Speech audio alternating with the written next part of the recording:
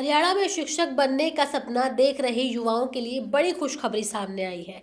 हरियाणा विद्यालय शिक्षा बोर्ड ने आखिरकार एचटीईटी 2025 का बिगुल फूंक दिया है। लंबे समय से इस परीक्षा की प्रतीक्षा कर रहे लाखों अभ्यर्थियों के लिए अब तैयारी को अंतिम रूप देने का समय आ गया है। 25 दिसंबर को भिवानी स्थित बोर्ड मुख्यालय में आयोजित एक महत्वपूर्ण प्रेस कॉन्फ्रेंस में बोर्ड के चेयरमैन डॉक्टर प्रोफेसर पवन कुमार, उपाध्यक्ष सतीश शाहपुर और सचिव मुनीश शर्मा ने परीक्षा की तारीखों, आवेदन प्रक्रिया और सुरक्षा मानकों को लेकर विस्तृत जानकारी साझा की है। चलिए इस रिपोर्ट के जरिए आपको बताते हैं आवेदन की प्रक्रिया, साथ ही फीस स्ट्रक्चर के बारे में भी जानेंगे विस्तार से। बोर्ड के चेयरमैन डॉक्टर पवन कुमार ने बताया कि एचटीईटी 2025 के आयोजन के लिए 17 और 18 जनवरी 2026 की तारीखों का प्रस्ताव सरकार को भेजा गया है। पूरी संभावना है कि इन्हीं तारीखों में परीक्षा आयोजित की जाएगी। 24 नवंबर से ऑनलाइन आवेदन शुरू हो गए हैं और फॉर्म भरने की अंतिम तारीख 4 जनवरी रखी गई है।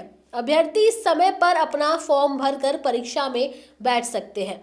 फॉर्म में करेक्शन 5 जनवरी 2026 तक की जा सकती है। बोर्ड ने स्पष्ट किया है कि आवेदन की समय सीमा काफी कम रखी गई है, इसलिए अभ्यर्थी अंतिम समय की भीड़ से बचने के लिए जल्द से जल्द पंजीकरण प्रक्रिया पूरी कर ले।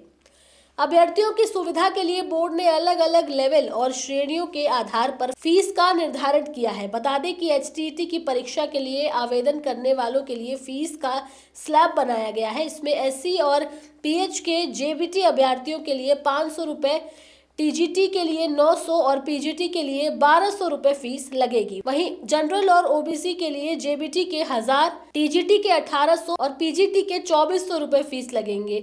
जिनके पास हरियाणा का डोमिसाइल नहीं है उनके लिए जेबीटी के 1000, टीजीटी के 1800 और पीजीटी की 2400 रुपए फीस है। इस बार की एचटीईटी परीक्षा में सबसे बड़ा बदलाव इसकी सुरक्षा व्यवस्था और पारदर्शिता को लेकर किया गया है। पिछले सालों के अनुभवों से सीख लेते हुए बोर्ड ने इस बार लोकल वेंडर्स से किनारा कर लिया है। बोर्ड के चेयरमैन ने कहा कि अक्सर देखा गया है कि लोकल वेंडर सीसीटीवी, तलाशी और वीडियोग्राफी जैसी सेवाओं में खाना पूर्ति करते हैं, जिससे परीक्षा की शुचिता प्रभावित होती है। इसलिए इस बार हमने निर्णय लिया है कि केवल पब्लिक सेक्टर यूनिट या नामी सरकारी एजेंसियों की सेवाएं ली जाएंगी।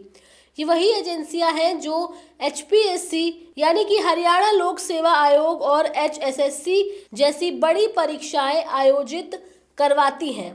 इससे हाई टेक नकल और तकनीकी खामियों पर पूरी तरह से लगाम लगने की उम्मीद है। चलिए अब जरा एचटीईटी 2024 के आंकड़ों पर नजर डालते हैं। पिछली परीक्षा के आंकड़े बताते हैं कि इस परीक्षा को लेकर युवाओं में कितना क्रेज है।